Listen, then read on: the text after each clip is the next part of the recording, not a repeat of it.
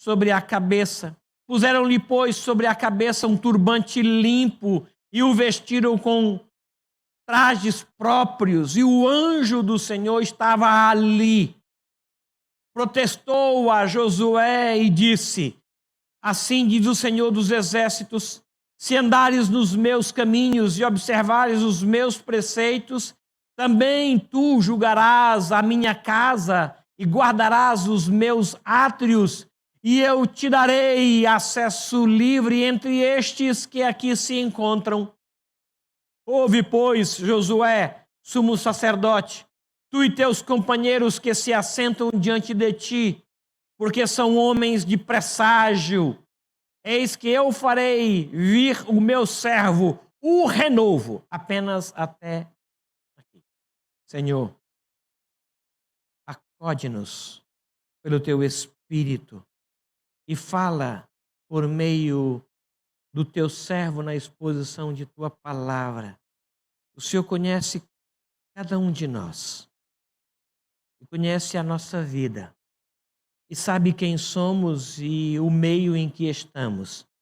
O Senhor sabe das lutas que temos travado e o investimento em santidade. O Senhor sabe tudo sobre todos nós. Por isso nós suplicamos que a tua palavra que foi lida e que será exposta, ela encontre um lugar no nosso coração e cumpra todo o propósito dela.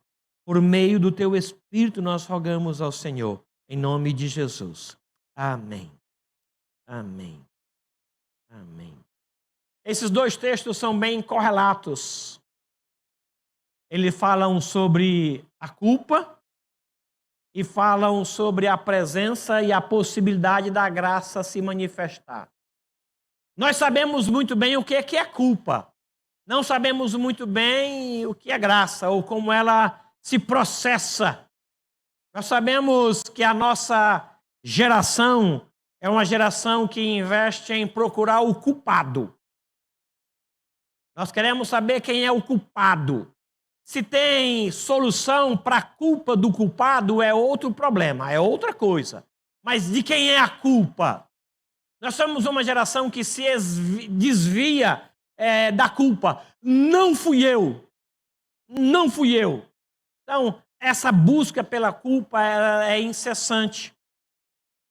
Trouxeram para Jesus uma mulher que foi flagrada em pecado. E eles trouxeram a sentença. Era ali um tribunal. Eles trouxeram o veredito, morte. Essa mulher, ou tais mulher, de acordo com a lei, precisa ser morta, apedrejada. O que o Senhor diz acerca da mulher, da culpa da mulher e da exposição da palavra, da lei? O que o Senhor tem a dizer? O objetivo deles, diz João, era apenas ter de que acusar Jesus. Jesus, então, ele, de forma inédita, ele não responde e vai para o chão e começa a escrever no chão com o dedo.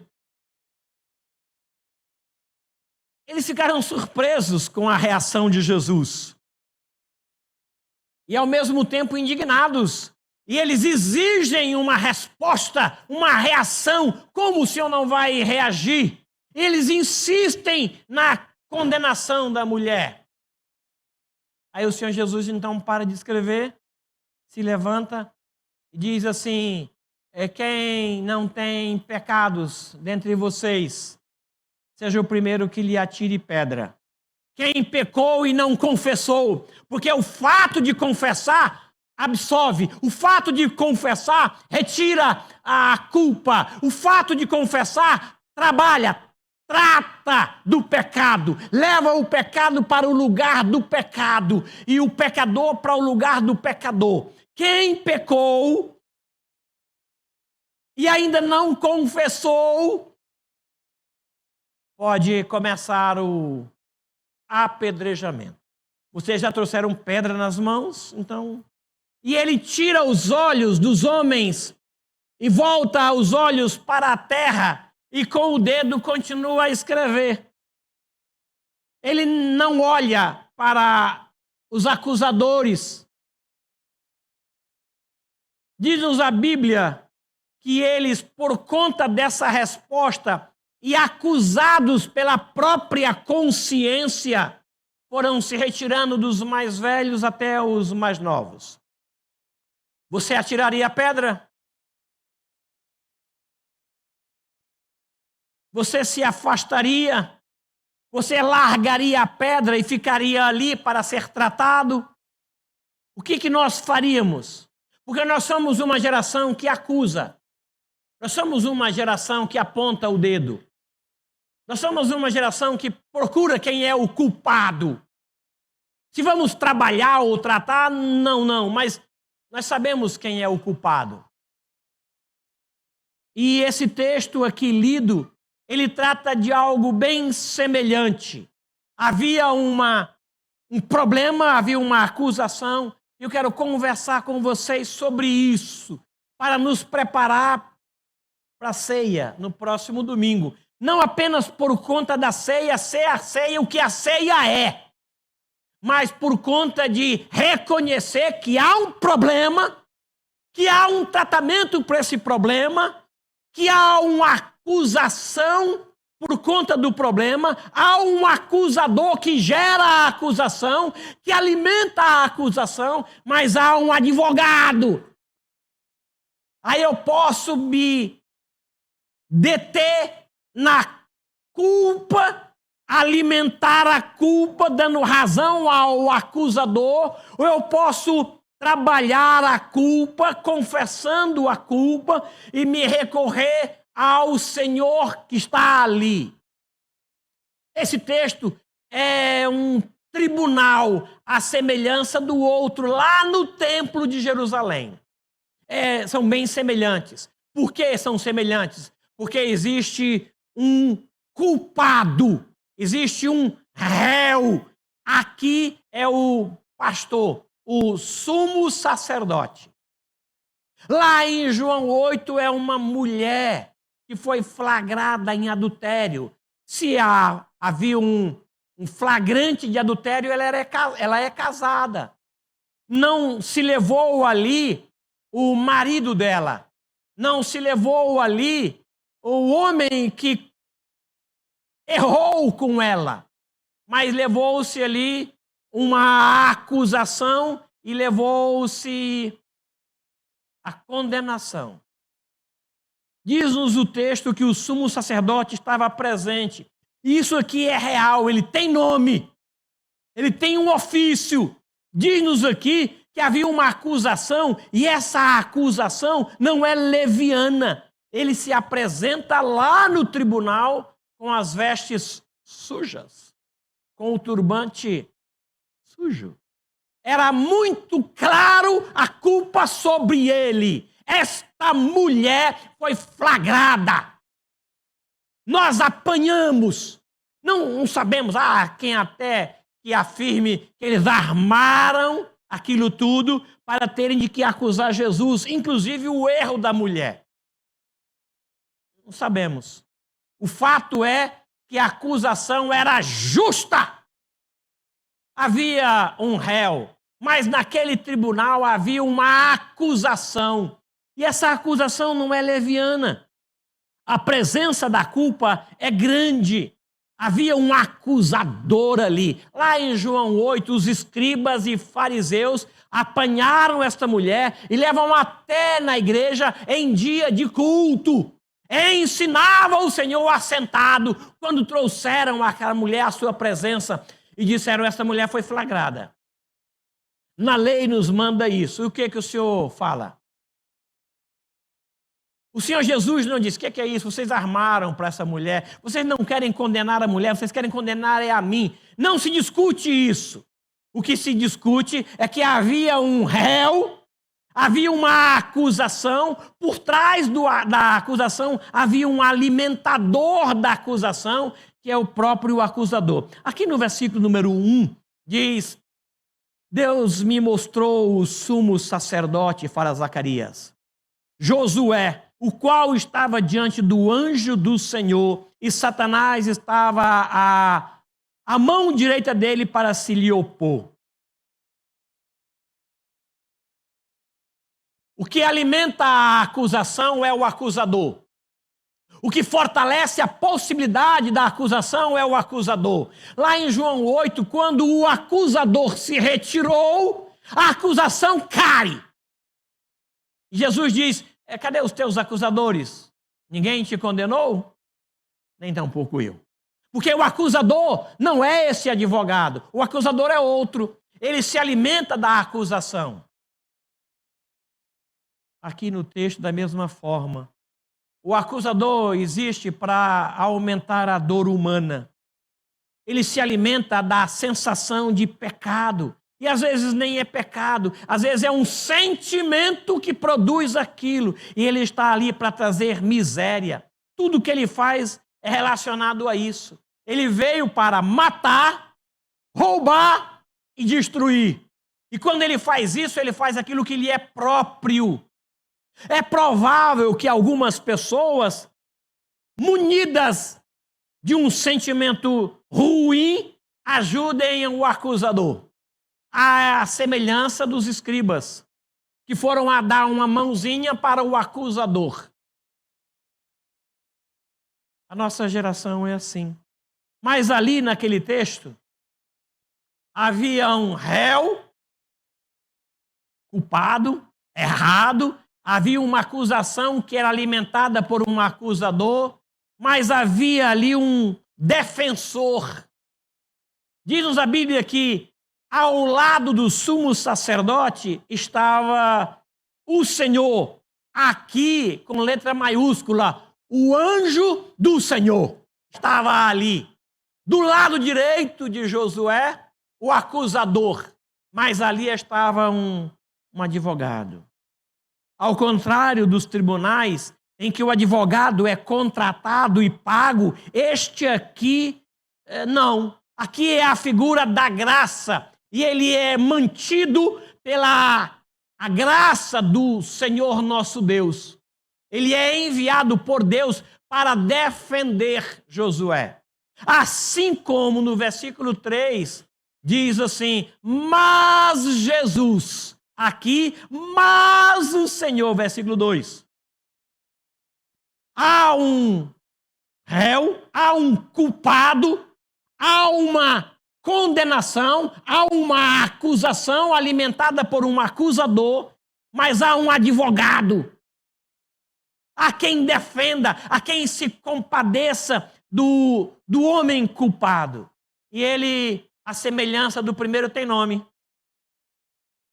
O réu tem nome. O réu tem ofício. O acusador tem nome. O acusador tem ofício. Tem uma função. Aqui o advogado tem nome. O anjo do Senhor. Não é um anjo só, celeste. Esse aqui aceita a adoração. Ele não é um anjo criado. Ele é o próprio Senhor. O anjo do Senhor. É sobre esse advogado que 1 João, capítulo 2, 1 e 2 diz assim: filhinhos meus, não pequeis. Todavia, se alguém pecar, temos um advogado junto do Pai, Jesus Cristo, o justo.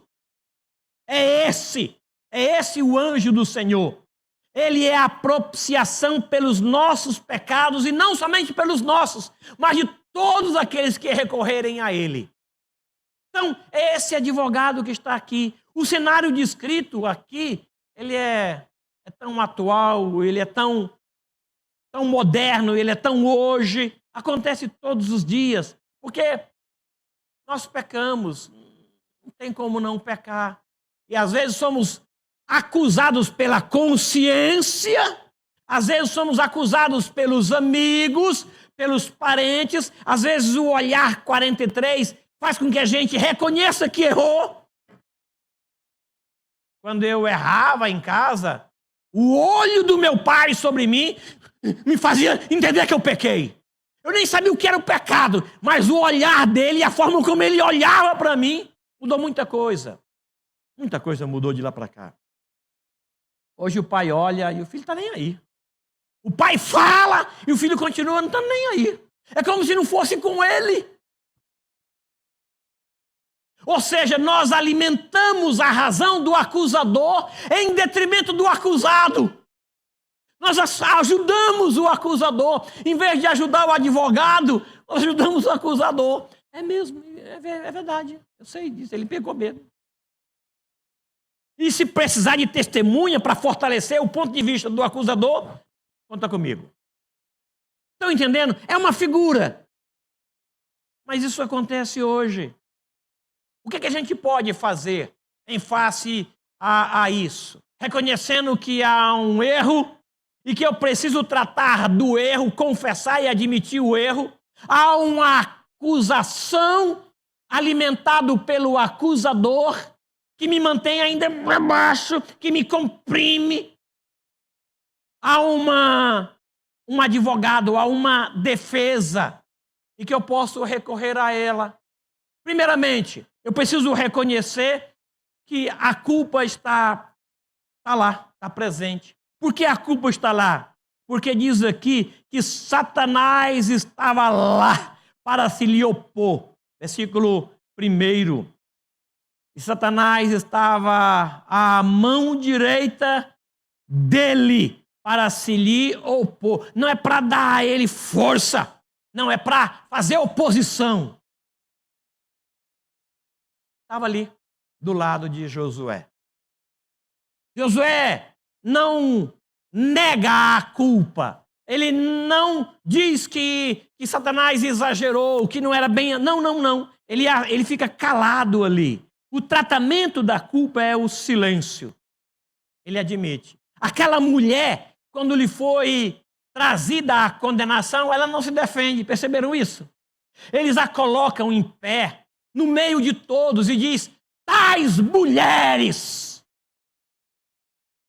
Ela ficou no meio de um monte de homens, no meio da igreja, no templo em Jerusalém, com a acusação sobre ela. A ação esmagadora da culpa na pessoa de Satanás estava ali. Que sentimento terrível vem à nossa vida. É por isso, irmãos, que as clínicas de psicologia e psiquiatria estão cheias de gente que não sabe o que fazer com a culpa, não sabe trabalhar, não entendem que maior é o advogado, e quando o advogado fala, Satanás se cala. Nós damos razão a ele e alimentamos a culpa, e vivemos com a culpa, e a roupa suja permanece suja, e o turbante sujo permanece sujo, e a condenação permanece lá, porque mesmo tirando a acusação, a mulher ficou lá, porque ela não quer apenas a retirada da culpa, ela quer ser tratada, e o único que trata é o advogado. Ninguém mais. E ela ficou lá. Aí onde estão os teus acusadores? Ninguém te condenou? E a mulher disse: ninguém. Uma vez que não tem a acusação, ela poderia ter ido embora. A última a sair, desliga a luz e vai para casa. Mas ela ficou. Porque ela quer o perdão que só ele pode trazer. Ela fica lá. Ele diz: eu não te condeno também. Vá para casa. Vá para casa e tome uma nova direção na sua vida. A única saída é o silêncio. Eu não posso apresentar nenhuma palavra que ajude o advogado a me defender. Não. O advogado não precisa de uma justificativa minha para me justificar. Porque ele vai fazer a justiça com base na sua graça e não nos meus atos. Se eu não fiz isso, não fui eu. Se eu foi o inimigo, como fez a mulher, foi a serpente que me incitou. Esse advogado não precisa de nenhuma justificativa minha para me defender. Ele quer apenas que eu me cale e que eu diga diante dele: pequei contra o Senhor e diante de ti, não sou digno de ser tratado como teu filho, me recebe como um funcionário. É somente isso que ele quer. Sonda-me a mente, conhece o meu coração, prova-me e conhece tudo que há em mim, cada cantinho, vê se há em mim alguma coisa má, algum caminho mau, e guia-me pelo caminho eterno, foi a palavra de Davi. em face ao seu pecado. A culpa esmaga a gente. Por quê? Porque Satanás está ali para opor, para alimentar a culpa. E aconteceu isso com aquela mulher. E aconteceu isso com o sumo sacerdote. É se calar e admitir. Não temos que negociar a culpa. Não temos que barganhar com a culpa. Porque quando eu faço isso, eu trago munição para o acusador. E eu tiro a possibilidade do defensor me defender. Eu não sou defendido por mim mesmo. Quando eu trago argumentos para a defesa, não tem argumentos para a defesa, ele não precisa disso. Temos, filhinhos, eu vos escrevo para que não pequeis. Todavia, se alguém pecar, temos um advogado. Ele não vai perguntar qual foi o problema. Você fez isso mesmo? Você não fez? Então deixa eu te defender. Não, ele defende com base na graça. Aí eu faço a opção, ou a culpa com o acusador, ou a graça com o defensor. Esse texto fala da graça do justificador. Estava ali a acusação e junto à acusação estava o acusador. A única saída para o culpado era confiar na graça do justificador. A graça do justificador é presente ali. Ele chega e diz assim: tirem as vestes sujas, coloquem roupas novas no sumo sacerdote. Olha aí o versículo número 3. Versículo 2. Mas o Senhor disse a Satanás: o Senhor te repreende, ó Satanás. Sim, o Senhor que escolheu a Jerusalém te repreende. Não é este aqui um tição tirado do fogo? Josué, trajado de vestes sujas, estava diante do anjo. Tomou o anjo do Senhor, letra maiúscula, a palavra. Todos se calam. Não há quem resista a ele quando ele fala ou quando ele age, porque ele sabe o que está fazendo. Quando você, na autoridade do Espírito, diz para alguém: saia, Satanás. É só isso. Não há outra palavra. Não temos relacionamentos com o acusador. Não temos nada com ele, ele nada conosco.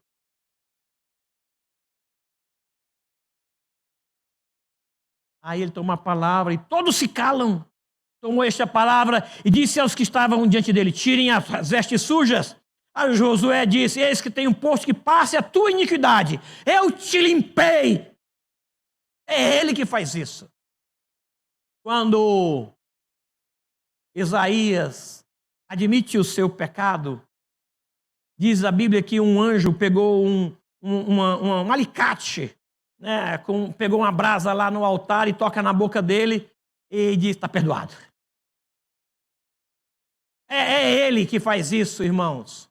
Não tem fórmula humana, não tem ajuda humana. É ele que faz com base na sua graça. A graça do justificador. Ele traz vestes de justiça, finos trajes, cobre-os de novo, traz um turbante limpo, ou seja, ele traz a purificação, ele traz a justificação e reafirma o caminho novo para Josué. Encerrando, havia uma culpa que esmagava. Eu não sei quantos de vocês tiveram um pecado e, em vez de confessar, você fica esperando e fica aguardando e traz um presente e traz... Não. O único tratamento para a culpa é a confissão. O único, não tem outro. Se confessarmos os nossos pecados, Ele é fiel e justo para nos perdoar e nos purificar de toda injustiça. Ele fará isso. Fará com base em quê? Na sua graça.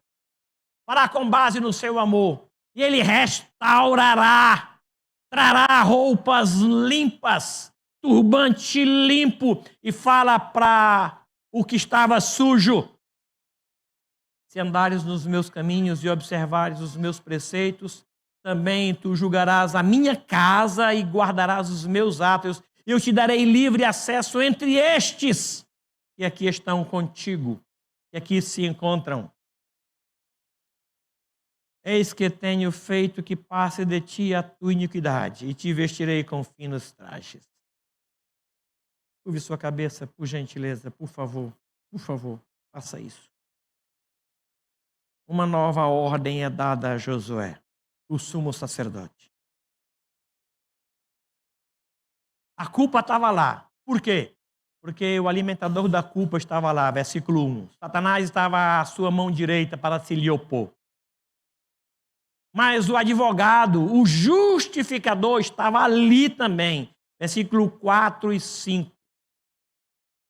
O anjo do Senhor estava ali e falou com Josué dizendo: assim diz o Senhor. Ele falou, ele calou todos, ele calou o acusador e ele calou a acusação. A acusação não subsiste, porque o advogado é poderoso, é grande e é gracioso.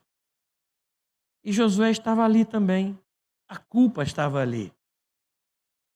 O acusador não inventou a culpa. Ele não criou a culpa.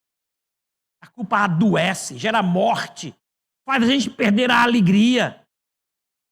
A culpa mata, irmãos. A culpa mata. O pai não consegue corrigir o filho por causa da culpa. O marido não consegue expressar amor por causa da culpa.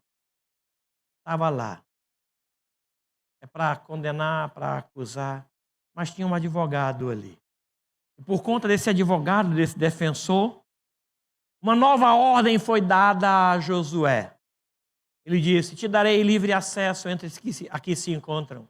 Uma nova visão, agora perdoado, te farei vir o renovo. Você vai ver o renovo por conta do perdão que aconteceu. Uma nova comunhão é dada a Josué. Ele diz no versículo 10, naquele dia, cada um de vós convidará o seu próximo para debaixo da vide e para debaixo da figueira. A culpa removida promove comunhão. A culpa, uma vez tratada, eu consigo abraçar. Eu me permito ser abraçado porque a culpa foi removida. Enquanto não me toque.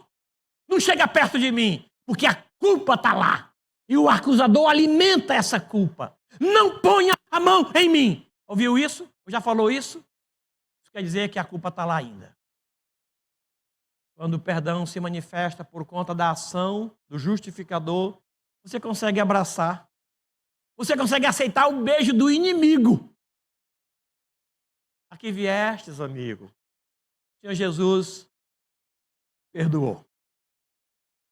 Domingo nós teremos a ceia.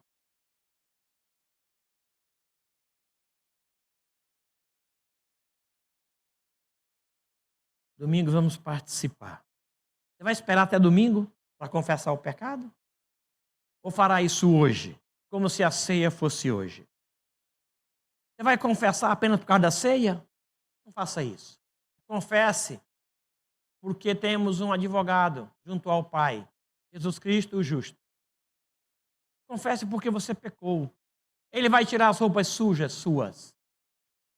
Ele vai remover o turbante. Não alimente a culpa. Não dê razão ao acusador. Aqui no texto, quando o perdão aconteceu, ele convidou você para ver gente.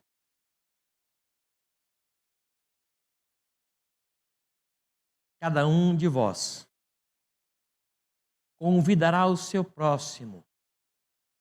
Haverá comunhão. Temos Josué aqui? É provável que tenhamos Josué aqui. Eu espero que não tenha acusador. Temos acusação? É provável que tenhamos acusação. Às vezes de perto, às vezes de longe. Mas com certeza temos um advogado. Temos um advogado. Examine-se, pois, o homem a si mesmo, e assim coma do pão e beba do cálice. Examine-se e participe. Faça como Davi. Sonda-me, ó Deus, e conhece o meu coração.